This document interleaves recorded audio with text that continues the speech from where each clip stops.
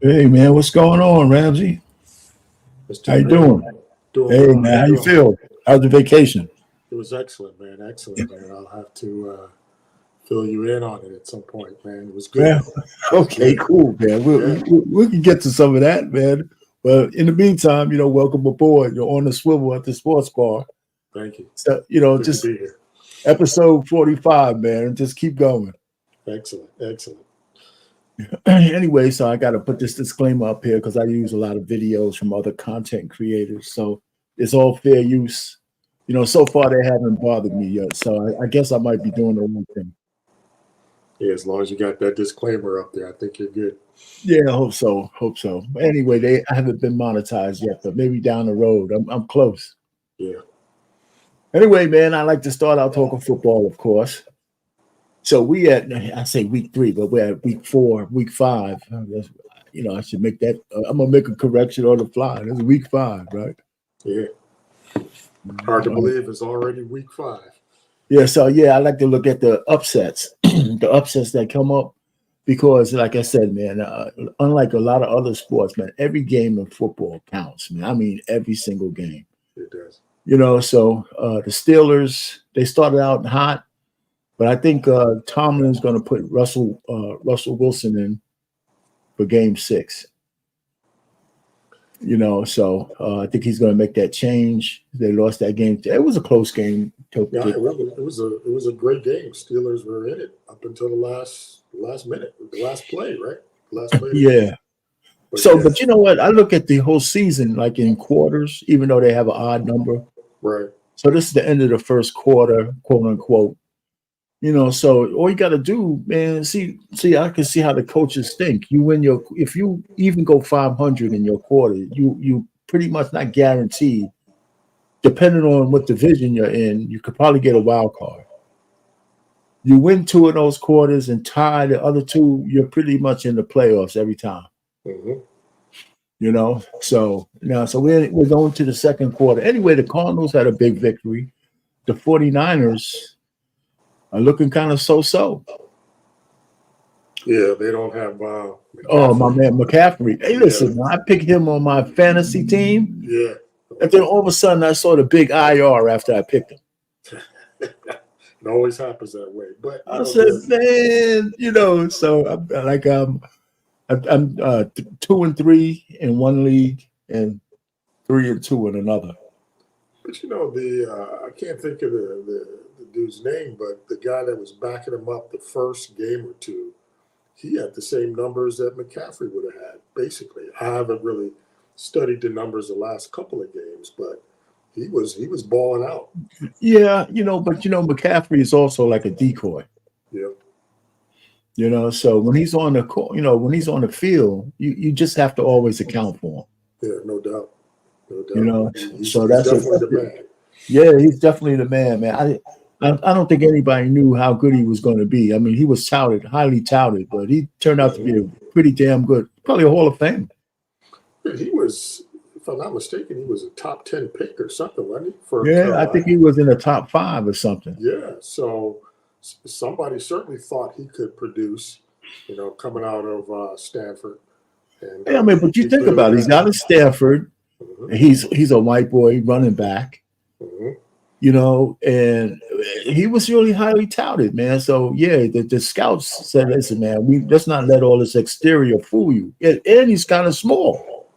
He is, but plus his father played in the league, and his mother was an athlete at Stanford, I believe, as well. So there you go, man. He's got it in the family. It's in the family. It's in the blood. Yeah.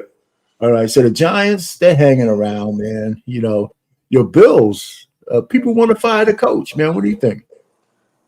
I think it could be time after the season. If they don't get past the first round in the playoffs. And, there's question as to whether they'll even make the playoffs. But I think it might be tough. He's been there 8 years. This is 8th year. So most coaches don't get that type of a run. But the flip side of it is he's taken them to the playoffs 7 out of 8 years. Well, remember now that Cincinnati had a guy did that too, right? They never won anything. Marvin Lewis. Yeah. Right. Yeah, man. That's very true. But let me put it to you this way. I think it's more about blowing all those years with Josh Allen as opposed to him being just a bad coach, right? They want this guy. Allen is supposed to be he's a franchise quarterback. You always want to make the best out of these guys. Yeah. But here you are talking about not making the playoffs. They're 3-2. Yeah, they're 3-2, but plus, in the division this year is a little weak. Miami is falling off because Tua's not there. Yeah, the Jets, your Jets are the Jets, right? Yep, the Jets are the Jets. Yeah, and New England is a so-so team. A lot of drama there. So the Bills could win the division and of course get in the playoffs. But if they don't win the division, it might be tough because they've already got a couple of AFC losses, right? Baltimore and Houston, so it might be tough. I'm trying to say, who's going to win the division? The only competition I see right now is the Jets, and people want to. They already fired their coach. So, do you think that was a good thing? Yeah, some people are thinking Rodgers has something to do with it, but I just think that people didn't like him from the beginning. Right, even when he first came in, he was on hairy edge, and the New York guys are unmerciful, man. Very true, very true. The fact that there has been no success there in New York the last absolutely, years. Absolutely. I mean, it wasn't his fault that they picked the wrong quarterback. Now who's looking good? Didn't they pick Donald? Yeah, Sam Darnold. That's right. That's right. That's right. So he's a top 10 quarterback, right? Right now, he's tearing up the league right now. He and Geno Smith. And Geno Smith. Seattle's in first place. Yeah. So that's 2 New York quarterbacks. Yeah, there you go. So, and we got old crusty, dusty Rodgers. You could even throw in Joe Flacco. Did the Jets have Flacco for a year too? Man. Flacco's play. Man, that guy, man. You know what? He's like as long as he has that arm, he has a chance. Yeah. Flacco, man, they have to catch up with him, right? He might surprise people and stuff if you don't blitz him because he can't really run. But then he just had a nice 25-yard runner. Last game, he had like a 25-yard run. Yeah, because it's unexpected. So he just stand back in the pocket and just sling it, So yes, if he got good receivers, man, he's on track. So let me let's take a look at the standings for a second. Hold on. Let me take a look at the standings. Can you see that? Yeah. Uh-huh. All right. So the Commanders listen, if we just go by division by division, the Commanders look for real. Yeah, with Daniels. Man. Daniels, and he's very poised, humble. I've been listening to a few of his interviews, and the guy's got his head on straight. And he's small. He's got that Teddy Bridgewater stature. Yes. Yeah, exactly. That's a good comparison. Yeah. But so that's the thing that might frighten people, but he's a better athlete than Teddy Bridgewater. Yeah. And Bridgewater got hurt a lot. Even though he was a so-so quarterback, but he got hurt a lot, so he couldn't stay on the field. Yeah, you had to fight him. Good backup, good journeyman backup. Yeah, he was. I think he might be out of the league. I don't know who. Yeah, I think he retired. Yeah, he's out of the league. Okay. All right, the Vikings 5-0. That's where Donald's at, right? Yeah, Sam Darnold. So you think that? Do you think the Vikings are for real? I think they are, because if you can put Sam Darnold in there and go 5-0 and he's looked good, I think they're for real. Yeah, so, I mean they've been winning. They haven't been winning by flukes either. They've been winning pretty. Right. Well, shoot, man, what can you say? I don't know. Let me just see something. I want to check out a little bit about who they're. The Vikings. The Vikings. Yeah, But I don't there's know if they played the Lions yet. I don't know if they have yet. no. I can't even find them. I wonder if the buy games have already begun. So Yeah, starting this week. Mm-hmm. I think they started last week. Or was it last week? Yeah, I think they started last week. I'm trying to get their schedule for a second. Oh, bear with me. There it is. The Vikings. All right, so the next 4 games, they play the Lions next. They play the Lions on the 20th. So I think they're off next week. Okay. This week coming up. So they play the Lions, then they play the Rams, then they play the Colts, they play the Jaguars. That's a guaranteed 3-1 right there. Yeah, I mean their schedule And is they light. probably could beat the Lions too. So Right, because the Rams are awful this year. right. You know, the Jaguars, yeah, don't need to say anything about them. And yeah, the Lions is the only competition out of that bunch. Yeah, exactly. So unless there's an upset, they're going to be at least they're going to either come out this next quarter 3-1. Yeah, so that they could end up the year with 14-3 or something like that. Some crazy number. Yeah. All right. So the Falcons. All right. So they're looking so. I forgot they switched up quarterbacks too. Somebody's there. I forgot. God, I forgot the quarterback that they had out. We'll look at, but he's a journeyman For who? for the Falcons. Oh, guy that came from Minnesota. Cousins. See, Kirk Cousins. Yeah, the guy who has the best agent in the world. he gets $200 million contracts. He's got the best. He's going to retire for the NFL with with hundreds of million dollars. The richest player ever. Yeah. My man. You know what? I thought the best idea was he didn't argue those franchise tags. No, he didn't. When he said, "Okay, keep franchising me." You know what I'm saying? Yeah. I don't care. And then he parlayed those into multi-year deals. So yeah, man. And he's he's a above average quarterback.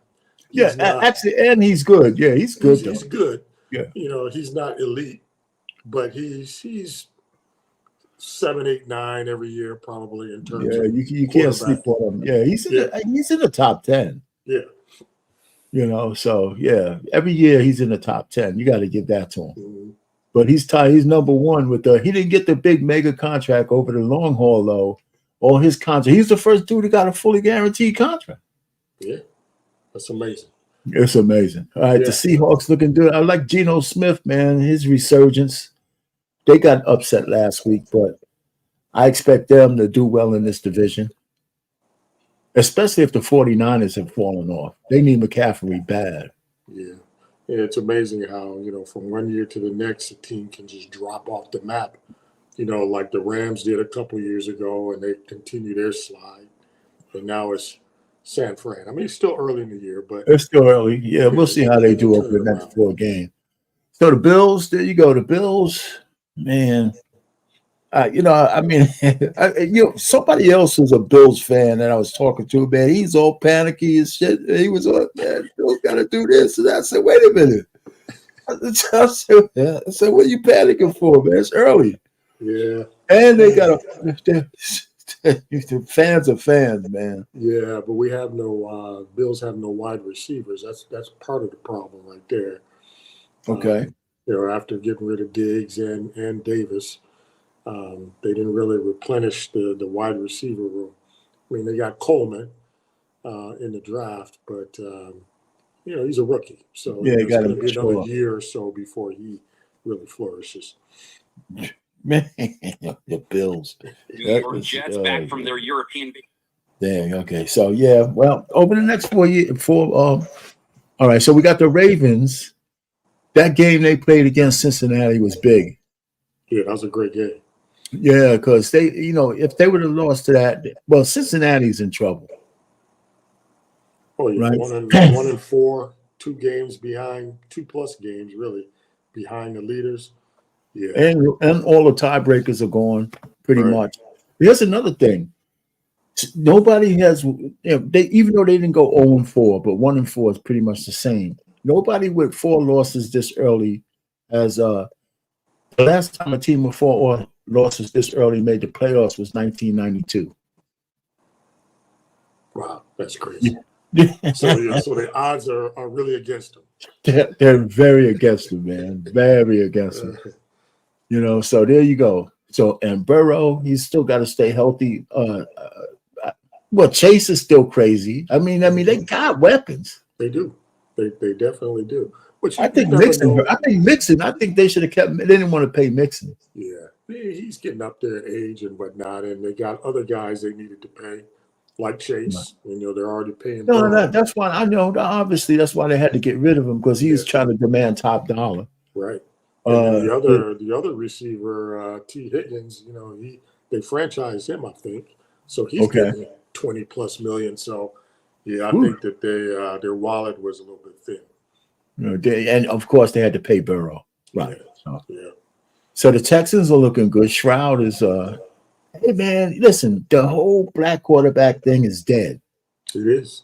It's absolutely dead. I think the majority of quarterbacks in the league, at least half of them are black. Mm-hmm. Or have at least a drop of black blood in them. Right. And then you factor in the backups. You got a fair number of brothers that are backups too. Yeah, so, because they tend to put a brother behind a brother in the backup because seems like it. Yeah, because the kind of offense they try to run. Yeah. But here's the thing, man. The last playoffs from the semifinals on, they were all black. Last Super Bowl from the NFC and the AFC championship games, and the champion and the Super Bowl, they were all black.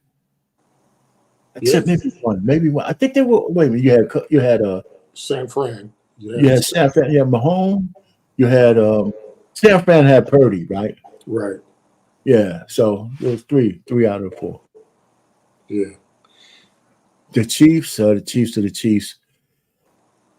The Chiefs could win every game this season. I looked at the rest of their schedule. They're not going to be underdog in any game. I think they play the 49ers next. Okay. And they have to go to Buffalo. I know Buffalo's on their schedule, and it's a home game for the Bills. So they could lose the games. They could lose the game, but they're not going to be underdog in any game. Right. That's what I mean, right? Yeah. So going into the game, they'll be favored in all 17 games basically this year. Absolutely. They're you favored. So, but I'm not saying I don't think they're going to pull it off, but they're going to be favored going into every game, and their schedule is not that hard. It's not really that hard. They got a middle of the road schedule. They have San Francisco on there, who's kind of reeling. They have Buffalo on there as a tough team. They got the Steelers on there. Mm-hmm. But you never know with the Steelers, man. They're kind of, we'll see. I'm going to see if Russell Wilson, they're not quite a powerhouse. I mean, you can't count them out, but they're not like nobody's really scared of them. Yeah, and I'm not so certain that Russell Wilson is really going to make a big difference. I mean, the last 2 years, he's done nothing, right? Now, granted, he was in Denver. Well, he had a coach who hated him too. Yeah. I think that makes a difference. That's true because he did inherit him. It wasn't as if he, handpicked Russell Wilson to come in. But he definitely hated him. You're getting all that nice trim, and you got babies, and nobody wants to be on that show. I want you to play football. Yeah, exactly. I just remember Sean Payton just giving Russell Wilson hell on the sideline. And, I mean, he just when the coach don't like you ain't gonna play well. Yeah, and Russell just basically turned his head and walked away. Just didn't give it back to him. But then look at their new quarterback, Denver's new quarterback. Similar situation. I don't know if you saw those clips. And, No, I haven't. Yeah, similar situation where Sean Payton was given the new quarterback. What's his name? The guy from Oh, he's a young boy though, right? young guy. Yeah, and he was giving it right back to him. So I mean, man, but Peyton's a crazy ass guy anyway. yeah, he is. Man, everybody keeps forgetting he got suspended for the year for like putting bounties on people. That's right. No, Can you imagine doing that in this day and age? You can't imagine that. no. So he's, he's not good. He might just not be that decent of a coach. Yeah. Okay, so the short recap of Week 5. I'm like crazy. I don't know if you know Calvin Cahill. Yeah. Pittsburgh's offense is the flip phone of the league. Stop telling me Tomlin's never had a losing I like that. Raise your standards. When Aaron throws a couple of picks, Aaron goes into a darkness retreat during the game. They shut Minnesota down. Don't blame Sullivan. That's all on Aaron. It was there for the taking, and they couldn't do it. It was Arizona with a more dynamic, younger, athletic offense making plays. Yeah, the Bengals will not bounce back and be a playoff team. I mean, this is what you do when you're literally selling off parts a year in advance of having to pay Jamar Chase. This is what it looks like, a track meet every Sunday. I thought the Bills were over their nonsense, but once again, it's a franchise with a brilliant quarterback, and you can't trust them in big spots. Their late game management yesterday was unforgivable, but I don't trust this team. Hey, man, the herd, man, that guy's crazy, man. He is. Yeah. He tells it like it is, though. He tells it like it is. Okay, so here's everything you need to know from Week 5 because this week was just amazing. Kirk Cousins and the Falcons offense has finally started to click as Kirk threw for 500 yards. And everyone on that Falcons offense is eating except for Bijan. Aaron Rodgers and the New York Jets still cannot handle the blitz, and Aaron got injured in a loss to the Vikings in a game in which Sam Darnold also had damn near 3 interceptions as well and played like trash. Joe Flacco is doing completely elite as the Colts ended up losing a nail biter, while Deshaun Watson the worst starting quarterback in football. The man needs to be jailed and benched. Josh Allen. Although the Texans won, they also didn't look good, and the Bills' offense just looks completely unflinch. The 49ers blew a horrible game to the Arizona Cardinals without scoring a single point in the second half. And it's clear that if this team wants to contend for a Super Bowl, they need Christian McCaffrey back at full health fast. Okay. The funny thing is that they both him and Cowherd covered different teams. Yeah. So, yeah. He said he needs to be jailed and benched. I think they should bench him first, then jail him. And listen, man, it's funny, but he's gonna, man. How did he get so bad? I think his heart's not into it. He's got all that money. He's got all those off-field distractions. His heart's just not in it. Obviously, man, something's wrong. Okay, Yeah. so Bill's coach blowing. So this is Stephen A. talking about. I believe he's talking about the coach here. Sean McDermott looks horrible here. The clock is on your side. You got the ball at your own 5-yard line. You know you need time clicking off the clock. And you throw the football all 3 times. There's no Stephon Diggs there anymore. There's no Gabe Davis there anymore. And you still put it in Josh Allen's hands to throw the football 3 consecutive possessions. That is the only credit Sean McDermott deserves is for acknowledging it and manning up to his mistake. I don't know what he's thinking of, but I know Bills Mafia and the rest of the fans of Buffalo are tired of this man. They are not happy with seeing from him. Yeah, so is that true? Is that true? I think it is to a large degree. I mean, like I said, 8 years, and you just can't get over the hump. The 13-second game, this game last weekend, and there's been a couple of other clock management issues that he's had, where the defense just can't get it done when they need to, and he's a defensive-minded coach. So, and somebody made a comment that they've never seen McDermott and Allen have a conversation during a game. And now that I reflect back on it, I can't say that I've noticed that either. You know, Wow. they don't communicate during the game. Allen goes to the bench and talks to the assistant coach or the offensive coordinator, but there's never any communication between those two guys during the game. That's kind of unusual, man. That's really unusual. That means there's no big course corrections except going through your assistant coach. Yeah. Yeah, that doesn't look good. That's really strange. Yeah. But let's not forget now. There's still 3-2. So Yeah, that's true. Don't still panic just yet. Yeah.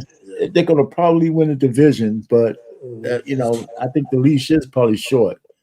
All right, so I haven't been watching as much college football, but it's starting to shape up. So here's the top 10 teams. Now, if you notice, remember when you used to have one loss that would really put you all the way down? Yep. That's not true anymore. That's true because, you know, Georgia being number one and having a loss and only played 5 games, that's surprising. It really is. Surprising. They're taking look at it. Michigan has 2 losses. They're still at 5. Yeah. That's a good point. That's a good point. So I think what they're doing, I think what's coming into his thing is, of course, it's the weight of your schedule, right? Mm-hmm. And who you play. And I also think there's some commercialism coming in here because we know that if you have some scrubs in the top 4 for the playoffs, ain't nobody watching. Right. So you think they have an algorithm on it or something that there's got to be something on this. There's something in there. Waiting on it. Yeah, probably so. Right? Suppose. I mean, you remember now. There's some teams that will go undefeated that won't even make the top 10. Right. You know, and they'll say the strength of schedule means that's what they call it, strength of schedule. So whatever that algorithm is in there. But I also say that they don't really say it out loud. But I'm thinking the commercial weight is in there somewhere. We just can't have four bullcrap teams up there, even though they're undefeated. Right. You can't have let's say if Ole Miss was 6-0. Oregon State goes undefeated, you know. Right. So you gotta have the traditional teams at least somewhere in there. The Alabama, Michigan, you gotta have those guys in there. Right. Georgia. Yeah, so there you have it. So this is the top 10. I'm gonna start tracking some more college football. But you know, one comment that I have on this is I'm watching a little bit of college ball this past weekend, and I had to go online and see who truly is in the Big Ten now. You know, with the Pac-12 coming over to the Big Ten, and now I think there's 18, 19 teams in the Big Ten at this point. That's crazy. It is. It really is. So why they keep calling it the Big Ten? The Big Ten used to mean it was just 10 teams, correct? Yeah, it used to be 10, and then it shot up to 12. I think they'd have to change a lot of marketing material or something. It's all money, man. It's all money. Yeah, just call it the Big Ten Plus, something like that, something catchy like that. Well, yeah. Again, now say they can't really change the name because, like you said, Big Ten has a name. Yeah, people recognize that. Yeah, you recognize Big Ten. You can't be changing that name either. But you know, just to see USC and UCLA in the Big Ten is odd because I used to, you know, like you probably, you know, grew up watching the Pac-10, USC, UCLA, and Arizona, and, you know, all those teams, and now they're. You know, back when I was young, it was, I don't know what division they called it, but I used to watch Oklahoma, Nebraska. Yes. Oh man, those games were unbelievable, man. Yeah, exactly. I remember Barry Switzer, and I'm trying to think of who was the coach before Barry Switzer. But yeah, you're right. Nebraska and Oklahoma. It seemed like they were playing every weekend. It seemed like it because they were on top every year. The rivalry was something else, man. Yeah. You know, all right. So we got some national basketball season, off-season buzz. Look at Vic, man. So is that a real picture? Yeah, it's a real picture, man. You know what? It's more of a real picture than Photoshop because I've seen him working out.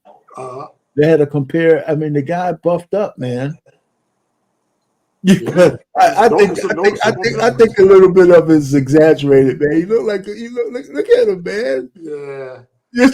I mean, when he give him steroids, man, they put him in the Captain America machine. Yeah, there's too many ripples, man. Too many.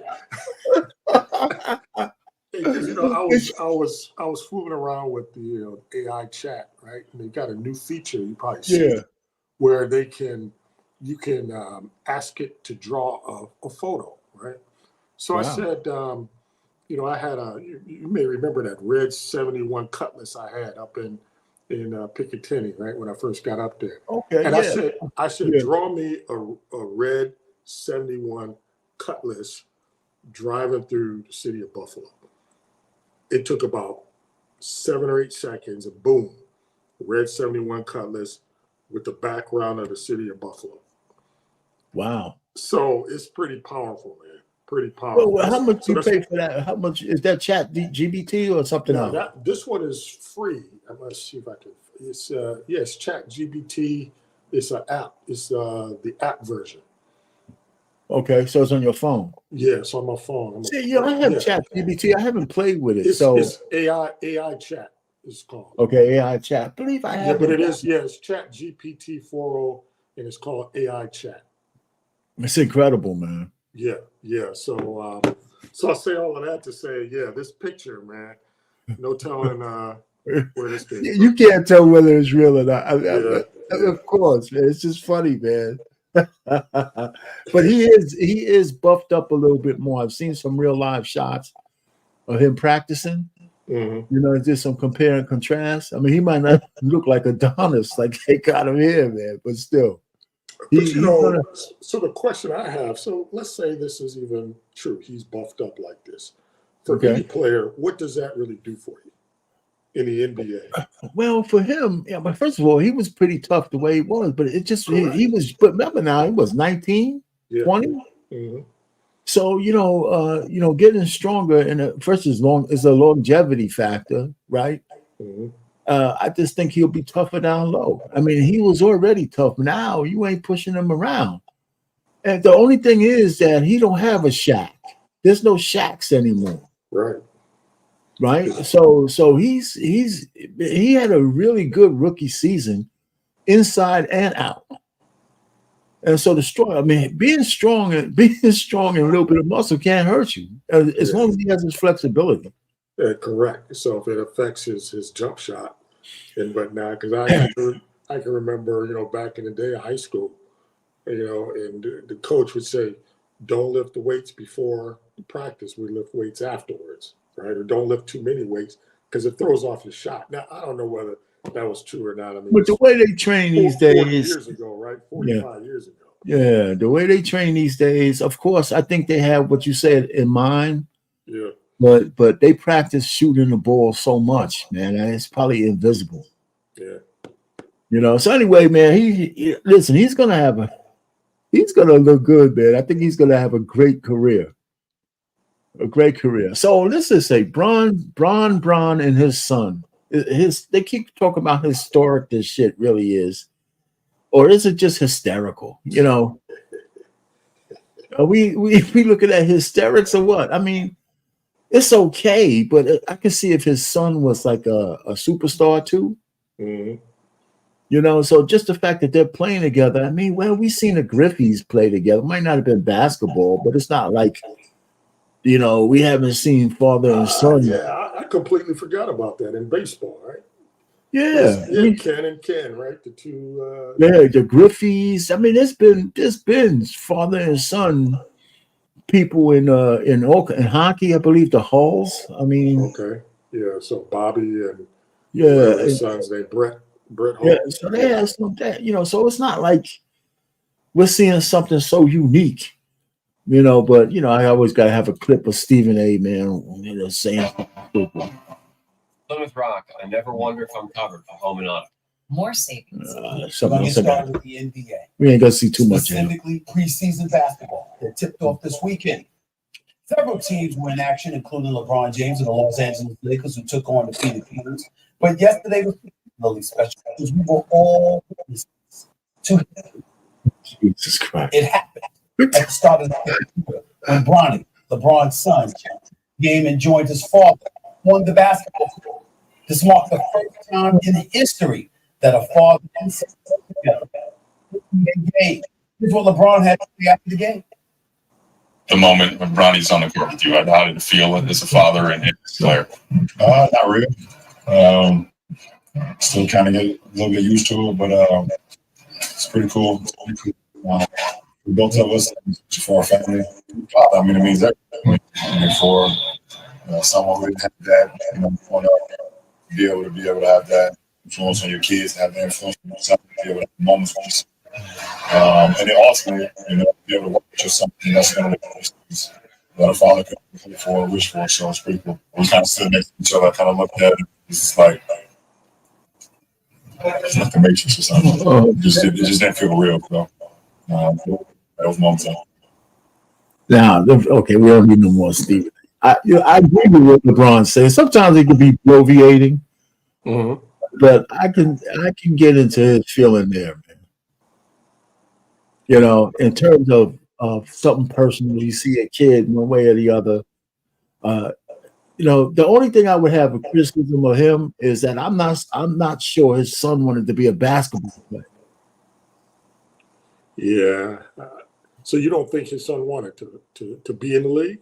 I think no. What I'm saying is that I think his son would be just as happy being successful doing something else.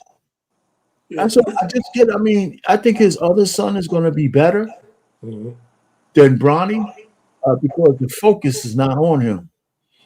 I think a little bit of more pressure was put on my man than should be. Now, I'm not saying he didn't want to play ball, be like his pops, but it's a hard. Listen, it's a difficult. He'll never. I don't want to say never, but there's no chance he's going to be a superstar like his father. No, never. And it'll always be compared to him. Right, and it's just so compounded. he doesn't have his own identity. Right. That doesn't mean he won't want to play basketball, but I'm thinking that his pathway to full success is being great doing something else. Yeah. And the complexity and it being compounded by them being on the same team now. If Brian had been drafted by the Warriors or the Wizards or somebody, But let's put it this way, you're traveling with your dad, you're traveling with him. Right. I'm assuming they don't live together anymore, but you go home with him. That's got to. Well, that part of it, to tell you the truth, that part of it is not so crazy. You know why? Because most of LeBron's career, they weren't in the same house anyway. Yeah. Just think about how often you're with him in the off season, but LeBron's doing all kinds. He's working all the time. True. Very true. Right, but so he'll have a chance to show up to some games. He was participating, but being away from his pops is something that he had to be used to for his whole life. Mm-hmm. You know what I'm saying? So I mean, I'm not trying to criticize it. I can understand father and son. I mean, even father daughter. If you're doing some things where you're helping them out, because when I sit down with my girls and we go over their portfolios and stuff like that. And we talk about that kind of stuff. And I said, well, you get a little twinge of, okay, this is cool. Right. Excuse me, I was calling. So it's cool. So we do those kind of things. So. No, not as good. But if I were Bronny, I'd want to be on the Cleveland Cavaliers, and then it is truly a big deal when Cleveland plays Los Angeles. That was and it's 2-3 times a year, and that's it versus you got the spotlight now 82 games a year. Are they going to be in the game at the same time?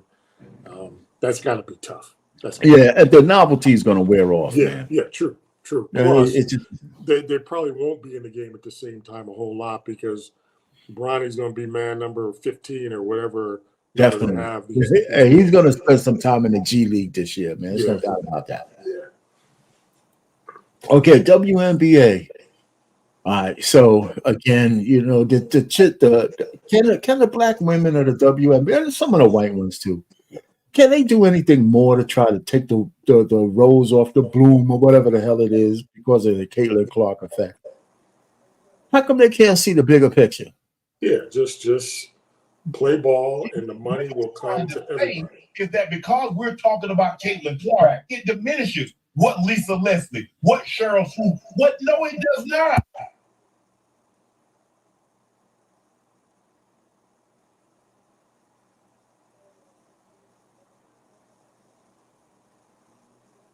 Than anybody in the history that's ever played in the league, whether you like it or not. Look at the sales. It speaks for themselves. Y'all make it seem like the girl was a mom, but you still want to talk this bullshit. She deserved to be on the Olympic team, and you can't convince me otherwise. But now you ain't saying, oh, she's playing really well. That ain't what you were saying then. Y'all know who I'm talking to. I ain't gonna call you, but you know who you. Caitlin Clark is the real deal. She can actually play at an elite level, unanimous rookie of the year. See what the Actually, she wasn't the unanimous rookie of the year. One person cast a vote for Angel Reese, and that person won't identify himself. You know, and based on what I saw, and I didn't see a whole lot of the W this summer. But based on the highlights and what I read, yeah, Caitlin was by far the best choice for Rookie of the Year. Well, she came in fourth for MVP. You know, at one point she was in second place. But you know, Asia Wilson. Listen, I never even heard of Asia Wilson until this year. You know, because I never watched one game of the WNBA until this year. Yeah. You know, and at when Caitlin Clark got eliminated, you know, after the girl tried to poke her eye out, which wasn't an accident, by the way. So you think that was intentional, right? Come on, man. I mean, she pointed her fingers at her eye and poked down. You know, I mean, did she meant to do real damage? I mean, who knows? But if you just look at the play, right? If anything, if you overswung, you would have hit her with the palm of your hand. So she got up there, she came down and tried to gouge her eye out. Yeah, you know, that's crossing. You try to say, let me poke this chick's eye out. Somebody in the eye, you know.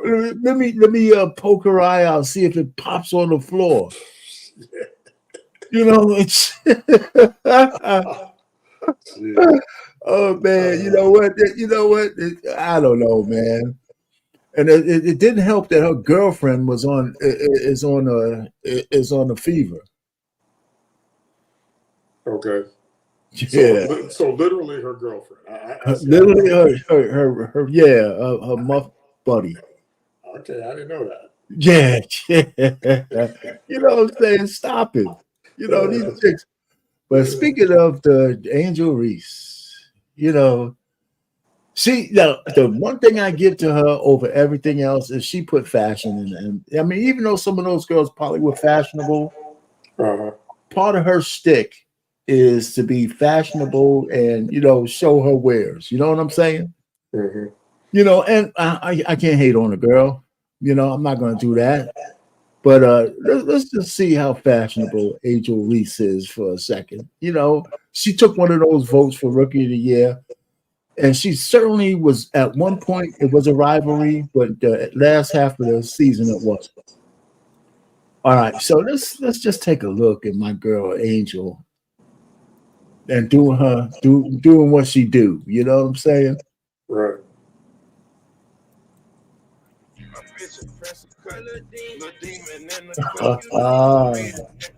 Baby. Her shirt says mother in the back of it with the look at the bottom.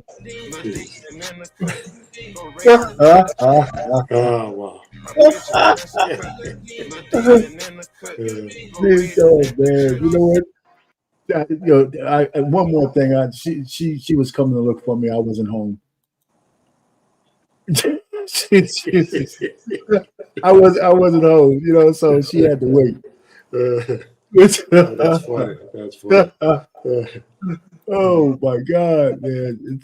I tell you what, I give the girl something, man. She has some sex appeal, that's for sure. Anyways, So just anyway, so here's the playoffs. Okay, the New York Liberty are going to play the Lynx, and they start tomorrow. And I think the attendance for the playoffs it cut in half as soon as Caitlin Clark got eliminated. Okay. Which, so that means the fans. She didn't only just take her fans away, right?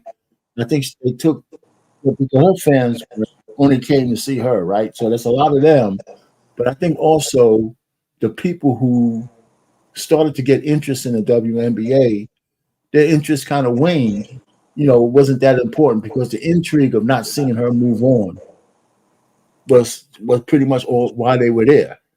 Correct.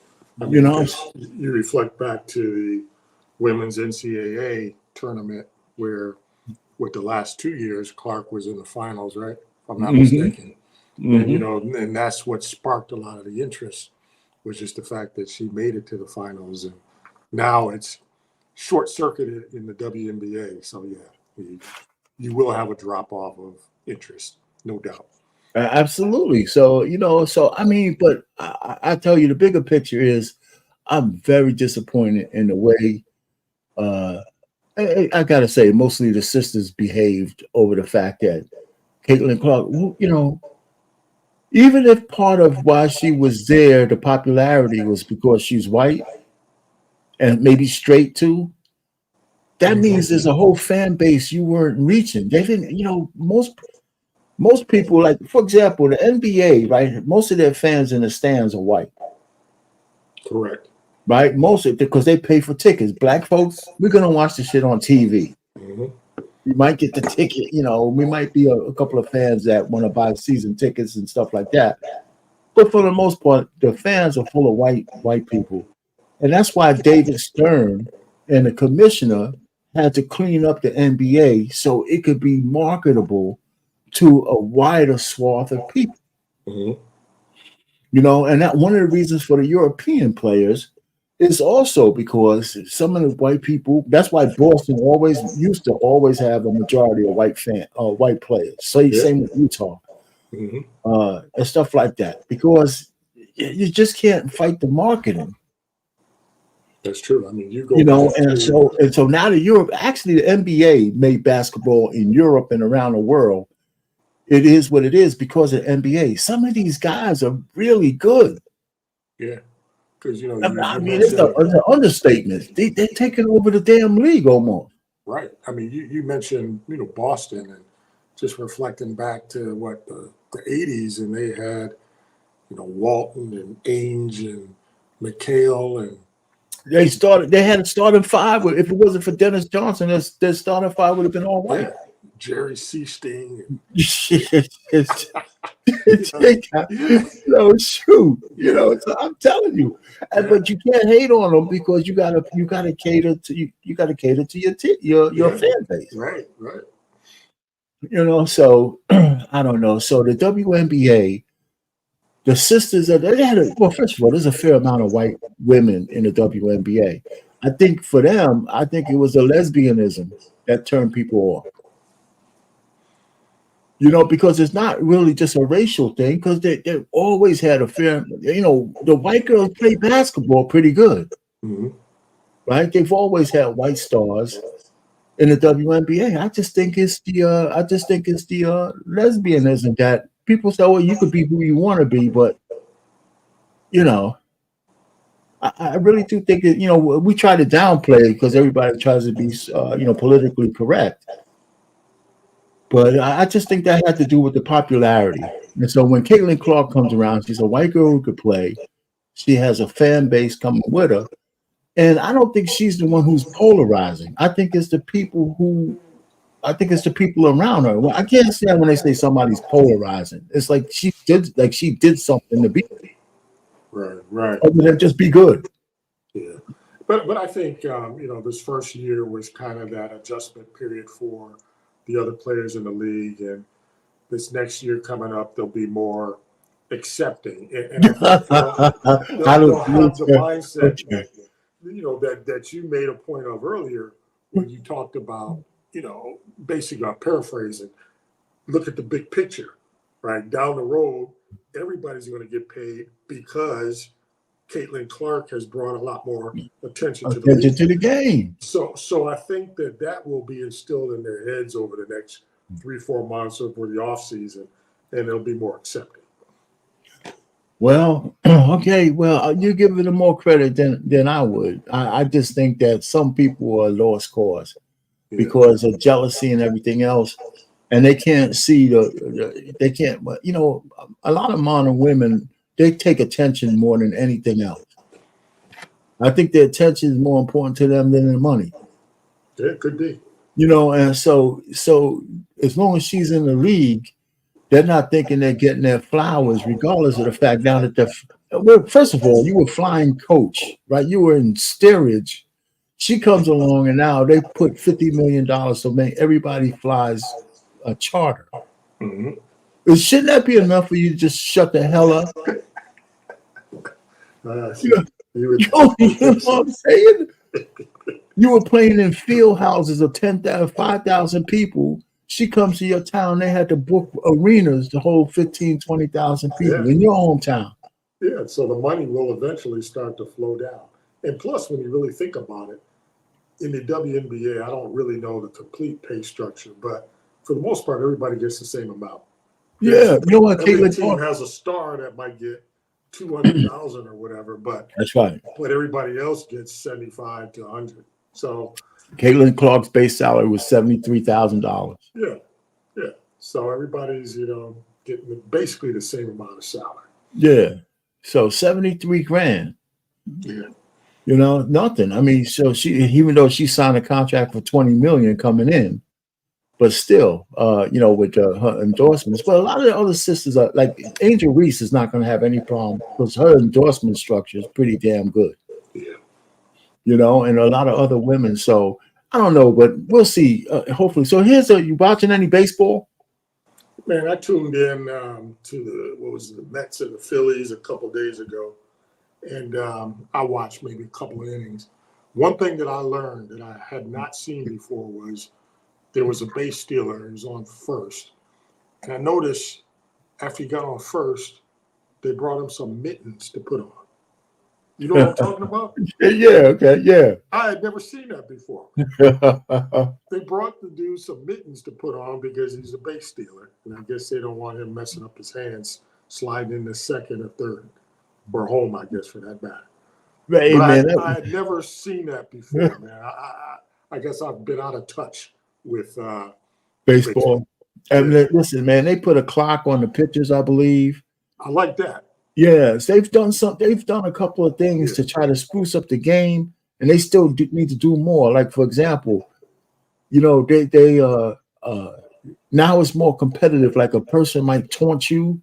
Like if I'm a hitter and you're a pitcher, I might point to the outfield or point to a home run. And it's your job to put me out. And now instead of throwing at me to try to beanball me because I'm showing you up, it's just a competition in the game. I heard more of that coming into it. Just because I flipped a bat doesn't mean you're supposed to try to hit me the next goddamn inning. Correct. That's stupid. Yeah. It's like in the NFL where every receiver who catches a 10-yard pass now for first down, they threw a penalty on it. They threw a penalty on the guy the other day. For doing that. The refs said, come on, man. You just made a first down. What are you acting like you had a touchdown for? Yeah. So yeah. But the NFL, man, it's a no fun league. They don't want these guys to do nothing. You got to prove that your helmet popped off by mistake, or else you're getting 15 yards. Right. But they have relaxed it quite a bit though, because defensive back picks off a pass or linebacker picks off. Yeah, they run all the way to the other end. Yeah. I think because there's a natural timeout, right? On a turnover, right? There's a natural timeout when a turnover happens. Right. That it's not really wasting the time of the game. Sure, it's not a delay of game. It's not a delay of game. Yeah. Right. So it's the time between, you having a check to see if it's a real turnover. And the clock stops, when you switching sides and all that other horses. So they got some time to do that, I think.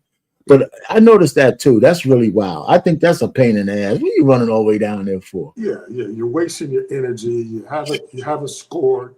You're down by 2 touchdowns, right? So it doesn't make any sense to me. Yeah, well, you know what? Give them something. Well, anyhow, man, the baseball season, I might have to catch a game. The LA's down. They might get eliminated. I think the baseball won't like that because Otani is the man. Oh yeah. So he had a tremendous season. Yeah, what was it? He ended up with 59. He ended up with 59 steals and 54 home runs. Home runs, yeah. 50-50 club. Yeah. Yeah, 50-50 club. Like nobody else did that. So he had a chance to do 60, but he ran out of games. Yeah. Well, for the baseball, man, call me when the World Series Game 7 is on, and that's when I'll tune in. Yeah, I'm kind of like that too, man. I just can't sit through a whole baseball game, man. Yeah. Anyway, so all right, so we're coming down to the home stretch, brother. I got some questions here. Okay, should the person who voted for against Caitlin Clark for Rookie of the Year be revealed? There've been people talking about that. I think in some instances, voting for Rookie of the Year is a public vote. I guess in some leagues. Mm-hmm. So the one person I know who it is, especially if she has a vote, and that's goddamn Cheryl Swoops. Oh, you think so? If she has a vote, So why do you think it's Swoops? she hates Caitlin Clark. Oh, okay. All right. Well, She gave, for as great as she was, man, she spent the whole season trolling Clayton Clark. Everything Caitlin Clark, she got even taken off of broadcast. So if that's the case, if it's Swoops, she doesn't deserve a vote. I mean, if you're going to publicly state that you dislike a person. No, she didn't. Okay, she didn't. You know what? She didn't come out. She made it obvious. She made it obvious. Okay. She made it obvious. She didn't come out. I hate that bitch. No, she just made it obvious that she don't think that she got too much too soon. This and that. At some point, you got to just give people their flowers. Yeah, exactly. So she just refused. I mean, all season long. She got taken off a job because she don't like that girl so much. Yeah, I hadn't heard that. So this is news to me. But yeah, I think that the people who have a vote should be revealed. I mean, that's an honor to have a vote, and right. You should be able to say stand on what you say. Stand on why you did that. Right. Exactly. Because and the person don't want to reveal themselves because they know it was childish and it was out of spite. They just didn't want to give her the accolades of being a unanimous Rookie of the Year. And of course Caitlin doesn't care, but I'm just saying. Yeah. All right, so the second one, right? Let's go to, if you were watching the playoffs, did you stop watching after Caitlin Clark was eliminated? And that's true for me. I haven't watched the game since. I mean, I would watch it. I hadn't watched any prior to her being eliminated, but I would still watch it. I might watch some of the championship once they get there. Maybe I'll watch New York Liberties play, especially if it goes down to a best. I think they get to a best of 7 in the championship, but maybe it's a best of 5. I don't think they do best of 7. But I might check out a game or two. But I just haven't. I just stopped watching it. So Coco Gauff, she fires her old manager and trainer, gets a new one, and then she goes wins the Chinese Open. So her game had plateaued. Yeah, I watched some of the U.S. Open this summer, and I saw her match, and she was double faulted left and right, hitting the ball into the net. Is that coaching? I don't know. Yeah, well, it's certainly concentration. Yeah. I mean, it's something. It was something. I've watched her game fall off since she won the. I mean, you could just tell she wasn't getting to balls she would normally get to. The anticipation was going, and I tell you what, I think double faulting the way she was doing, not getting the ball over the net. I think that's indicative of your game, man. That's the one thing you got to do. Yeah. If you got to keep going second serve, you're going to lose a match. Correct. because you're going to take a lot off of that second serve. Absolutely. Yeah. You know, so anyway, so she changed and she wins, but now it's got to translate into one of the Grand Slams. You know, she's supposed to be going towards superstardom, not backing away from it. And she's getting a little older. She's smelling herself. I think there's a boy in the picture now and shit. That kind of stuff. You know, just like I don't know, man. These chicks are crazy, man. It's like the one from the Japanese chick, never been the same. She hooks up with this dude, has a baby. I don't even think they're together anymore. And you know, so her and she was young. I'm not saying it's too late for her. I forgot her name. The half Asian. You know. Yeah, I know what you're talking about. Uh-huh. Yeah, man, where is she? Where is she? She's like falling off the map, off the tennis map. Absolutely, right. And because she got the kid and all that kind of stuff. And I mean, you know what? I hope, you know, I'm trying to claim her as part of the black culture. I think a lot of her cultures is Japanese, but the modern chick, man, they don't want nothing to do with the guy. They just want babies. Yeah. Yeah. You know, and then all of a sudden, I mean, it's crazy, man. And sometimes it's just arrested development. You know, after the kid gets to a certain age, then they go back and resume their life a little bit. Osaka. Yeah, now Naomi Osaka. Yeah, right. yeah. You know, so I don't know, man. It's crazy. I mean, even Halle Bailey, she does a movie. Her career's taken off. She meets a rapper. They have a baby, and they break up as soon as the baby's born. What does that mean? I mean, that shit happens in my family. I have a cousin like that too. I mean, more than one, but she had a baby, and they were broken up before the baby was born. I said, "You just wanted some sperm? What's this all about?" Well, I guess it happens at every level, man. You know, at the richest, the poorest, and every level. It's a degradation of culture. Anyway, because the culture's gone. There's no social mores. There's nothing left. You know, I don't know where we're going to be as a community in the next 20-something years. Anyway, so that's that. It's not the end of the world. I mean, they have this chick, Osaka has money, so the kid's not going to really hurt from the standpoint of needing anything. But except for a love of a father, which is almost everything these days. It is. Anyway, you know. And what about Deshaun Watson, man? I mean, what's his name? Is it Johnson? It's Watson. Yeah, Watson. I'm sure there's a Deshaun Johnson out there somewhere. Right? It's got to be. It's got to be 10 of them in every neighborhood somewhere. You know what I'm saying? But anyway, Watson, I bet. You know, so Watson. I think it gets back to kind of what I was saying before. The dude, he's got his money. He's distracted by all these lawsuits. He didn't really want to be in Cleveland anyway, right? Because he had turned them down initially, but then they came back with, "We're going to guarantee you 230." So let me tell you, they're going to go. They're going to get him on conduct detrimental and get that contract voided. I bet you we'll see that contract voided by the end of the season, if not before. So you think just the fact that he's ignoring the culture, getting in arguments with his teammates? He got another. They got a new suit coming against him. Oh yeah, okay. They got a new suit now. This is not part of the old settlement. This is another one. A lady just came out of the woodworks and said, "Oh, he did it to me too." Oh, you know, these are not criminal suits, but they're live. You know, they're civil. Civil, because it's a money grab. Right. And so nobody really wants to say that, even though he has a proclivity for this decadent behavior, right? Mm-hmm. They could, but all of those women, the Justice Department or the police department or DA's office couldn't find anything to indict him over. Right. And the reason why is because all of these women, no matter what they say, were not innocent victims.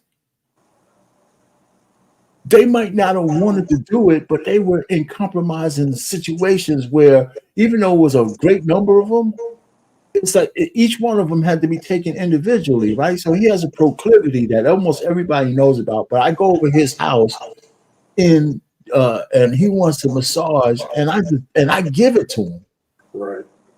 and then he wants a happy ending. Mhm. Like so it's hard for ladies to say, well, I didn't know he's gonna want one of those. Come on, Right. Right. come on. Did he Yeah. did he hold you Did he hold you captive? Could you have left? Yeah, I think I could have left, but I felt so nervous. I mean, Right. Right. It is. It's a money grab in a sense, but yeah, you got to put a lot of the responsibility, 90% of the responsibility on him. You know. yeah. I mean, Because just the behavior itself is deplorable. You know, it's just deplorable. So, oh yeah, listen, yeah, the guy has he has an issue. mhm. He has an issue because for the kind of thing he wanted, it wasn't exciting enough for him just to go to a regular sex worker. Yeah. Right? Because he knows that he wouldn't have to convince them to do it. This has been part of the money he's paying. I think he got off on the fact of corrupting women to do shit that they may not normally want to do. Right. Right. It's a victory of sorts. Yeah. Yeah. I think that was the rush for him. Like, this chick is fine. I'm gonna have her come over. I'm gonna say, yeah, well, can you give me a little massage? Blah blah blah. Well, I say nothing about the happy ending. Then I turn over. I got a boner, and say, why don't you finish me off or some shit like that. And so I think So I just think that the woman at that point has got to feel is one. She got to, I don't know. She got to come to grips that she had to know what he wanted. But was she compelled to give it to him? Well, then that's the gray area. But do you throw a man in jail for that? I don't know. Yeah. So I think the distraction of all of that, all of these he probably thought everything was behind him at this point. And here's another one. If these new ones are coming out, yeah, that's enough to distract somebody. And it's enough for the owner to say, yo, you know what? I don't know. I'm gonna see if I can get out of this crazy contract. First, you ain't playing well, and the contract is hurting the rest of the team because I'm putting all this money into you, and your head ain't in the game. Yeah. So I don't know, man. That was crazy. Anyway, so another brother bites the dust for being an idiot. All right. And so this Russell Wilson starting on Game 6, I think. Yeah, I'd like to see him. I like to see what he can do for a couple of games. Fields has had his opportunity to show what he can do, and we know what he is. To me, he's probably a 10-year backup in the league at this point. You think so? You don't think you're coming down hard on the brother? The games are, I watched the entire Pittsburgh Dallas game the other night. Just getting rid of the ball, just throwing the ball when you need to throw it. And, that's been his problem for this is his 4th year in the league. And so he holds on to the ball too long. Yeah, just holds on to the ball and then, he'll run it. So I think he is what he is. I don't think there's any more ceiling for him. I think he's run out of ceiling. Oh, boy. I think so. Well, I hear you. I hear you. But, and the boy in Chicago is not looking too bad. Caleb? Yeah, Caleb Williams. Yeah. Yeah, he's not looking bad. So there's nothing wrong with Fields' play. He'll be a spot starter and he'll be a Teddy Bridgewater type. I mean, different skill sets, but in terms of longevity in the league, he'll play 10, 12 years in the league as a spot starter, backup, 1-2-year contracts for the next 10 years. Oh, gee. Yeah. God, who's going to give him a 5-year contract? No, I'm with you, man. I said, you're hard on the brother. God, I'm just thinking, who would give him a 5-year contract at this point? Not with that kind of money. No, he's not getting that. So let me put it to you this way. So we're saying Pittsburgh still hasn't found that quarterback. No, because they're both on 1-year contracts at this point. So I find it hard to believe that Pittsburgh would re-sign Wilson to a large contract after this year, unless he just comes in and balls out, gets them to the second round of the playoffs, then maybe. But then they're going to have to pay him $50 million. No, not Wilson. No. You don't think so? No. No, I think you're right to the point. I think that his contract will be commensurate with his age. It won't be like one of these new guys. I mean, he's like 35 now, right? Yeah. You know, so he's been up there, but they'll have to pay him. I mean, he'll probably have a contract of man in 10 to 15. You know, and I think he'd take it. I think his big contract was the last one with Seattle. That was it. He ain't getting that kind of money again. Yeah. You know, well, he got a big one with Denver too, right? Because they had to pay him. Oh, I'm sorry, with Denver. I'm sorry, with Denver. Yeah. So the man, man was flush with money. Well, look at your guy Daniel Jones, the Giants. Right? Yeah, he's getting 40 plus. Yeah, but he's also still in his 20s. He's a young guy, but he's getting 40. Because he has the Giants on a pickle. I mean, Pittsburgh is not in the same situation as the Giants are. The Giants had to pay him because he was moving out of that rookie contract into a veteran's contract. So they had to decide whether they were going to keep him. And if they were going to keep him, they had to pay a market price. So you think the Steelers can get Wilson? So assuming he balls out these last 10 games or so, right? Gets them to the playoffs, maybe wins a game in the playoffs. You think that he'll sign for $15 million a year? Yeah, yes, I do. I think he'll sign it and be happy about it. And it probably wouldn't be more than 2 or 3 years. Yeah.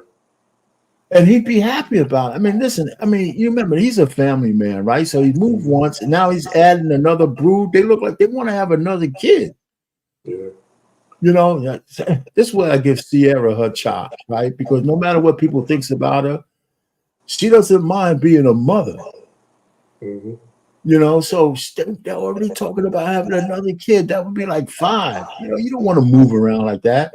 So if he can make some bread and stay stable, he'll do it. Yeah, maybe he will do it. Because he doesn't have to chase money. Right. I'm just trying to think of other. So like Baker Mayfield, he's got a modest, if you will, quote unquote contract. I think he's in the 30s, maybe. But yeah, maybe you could get him for 15, maybe 20 million. Yeah, but okay, so let's put it this. Yeah, but if you just look at Russell Wilson, right? We just said that if he doesn't ball out, he probably won't be with the team. You think another team is going to pay him any kind of crazy money? No. So I think more now he just wants a place to stay that's suitable for a family that he could just go ahead and play out the rest of his career. Yeah, and have a chance at going back to the Super Bowl. Absolutely. Pittsburgh will give you that chance. Pittsburgh will give you that one every year in and year out. Yeah, they're on the fringes, though. I mean, they're not one of the favorites every year, but they will make it to the playoffs. Yeah, they'll make it to the playoffs. Then once you get there, it's any given Sunday. Yeah. You know, so anyway, this new guy's coming in. He's going to replace Wojnarowski, you know, basketball analyst. Yeah, Stephen A. Go ahead. He went to St. Bonaventure, didn't he? Oh, okay. I didn't know nothing about this guy. So you heard of him before? Yeah. Well, no. Woj went to. Oh yeah, Woj. Yeah, he went. Man, do you know they were paying him $8 million a year? Who was paying him $8 million? The ESPN was paying him $8 million a year to just be a tipster. I couldn't believe it. That's a lot of money. They were paying him top dollar, man. $8 million. Gee. So now he's at St. Bonaventure as their athletic director or something, right? Yeah, I mean, he's just an easier life, right? I think he could settle. You know, you don't have to travel that much. Yeah, you make maybe a couple $100,000 or something at St. Bonaventure. You know? Yeah, man, sit down and chill out, whatever life you have, play with your grandkids, and you know, at some point, I think some of these guys actually says that the money ain't worth it no more, especially if you got that taken care of. Yeah, if you made $8 million for the last 5 years, you don't need any more money now, right? You don't need any more than that. Yeah, and he's up there in age, man. Just chill out, man. Me and the wife, we start to just gallivant around the world, do what we want, play with the grandkids, spoil them, and then send them home and shit. Man, get out of here. You know. So anyway, this guy Shams is coming in to replace him. So And Stephen A. goes on his rant about how great this guy is. Oh, I don't know him, but he's a great guy. You know, Steve. I'm not even going to play it. You know, sometimes I just put Stephen A.'s face up there. Yeah, I've not heard of this guy Shams. Yeah, me either. He got to, you know, say, listen. If you replacing a guy making $8 million a year, you got some big shoes to fill, brother. Yeah, for certain. You know, so good luck. Happy hunting. I don't know. A lot of people don't like Jason Whitlock. He's a acquired taste. I don't know if I like him or not, but the reason why I listen to him from time to time is because he's contrarian. He's a contrarian about everything. This guy complains his life is so miserable. He don't got nothing good to say about nobody. You know what I'm saying? Rock, I never wonder if I'm covered for home and auto. As my son Jared would say, a hater. No, he's a big hater, man. Yeah. At the story that ESPN did. ESPN trying to hunt down its credibility. Wow. They put out an article that tracks James, a bunch of unnamed sources around the NBA just taking major pot shots. Let me read a couple here from this ESPN story. The expectations for Bronny by the fan base and by LeBron and Rich Paul are not commiserate with the reality of his game, one Eastern Conference executive told ESPN. And he goes on and on like that. So a lot of nameless sources are like just saying a lot of bad things about Bronny. I don't know whether that's just fair or not. You know, I don't know. You ever thought so? I mean, we know he wouldn't be in the NBA at this level if it wasn't for his pops.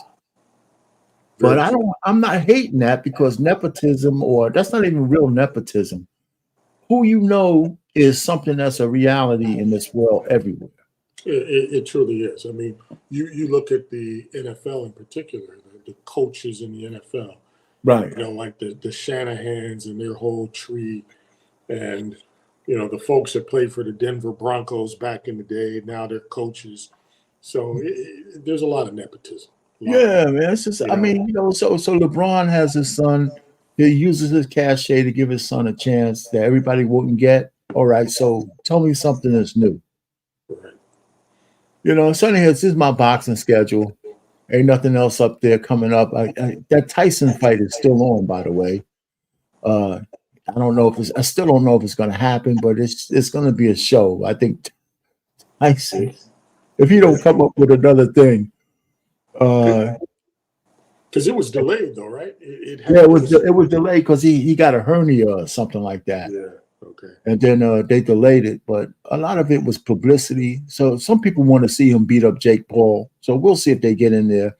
They got a fight on here, that Bivol fight with Beater Bev, whatever.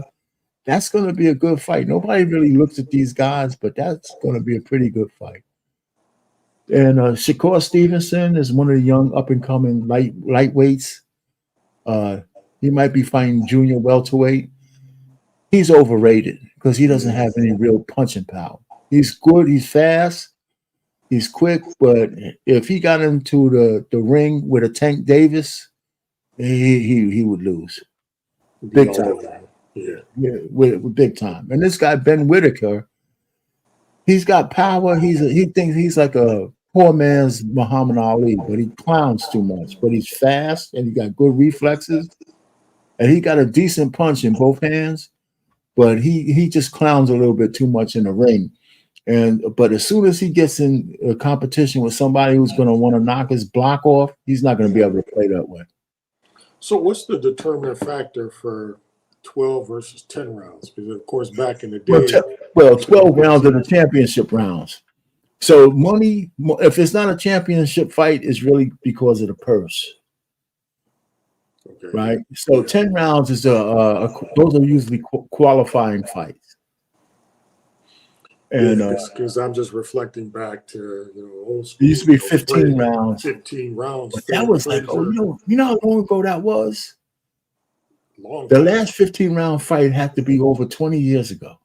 Yeah, because I remember the Frazier Ali fights, and that's 40 years ago at least. Yeah.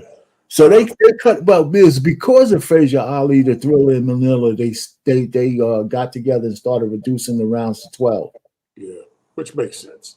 It was, man. They fought that fight, man. They almost killed each other, man. It was 115 degrees. Mm-hmm. The Thriller Manila was a devastating fight, man. If anybody goes through there and see that fight, man, those guys were killing each other. It was 115 degrees. I mean, I don't know. You probably played box before. 3 minutes, man. If you ain't in that shape, 3 minutes, you're done. Oh yeah, holding up the gloves, holding your arms up for that long. So for 15, it looks simple, but it's not. It's not. Yeah. So so that one, man, both those men were never the same after that fight. Yeah. Never. But that's when the guys used to fight each other. That was the third fight. Those guys had that trilogy, took everything out of those guys, man. That was for sure. Yeah. No, those were the days. I didn't miss a boxing match back then. Yeah, no, me either, man. So I'm still into the boxing now. That's my disclaimer. Anyway, man, we're at the end of the show here. Yeah, so I'm gonna end the stream, man. Give me a second. Hang on for a second. Yeah, okay. Let me end the stream. Oh, thanks we had a little bit of audience come in and out.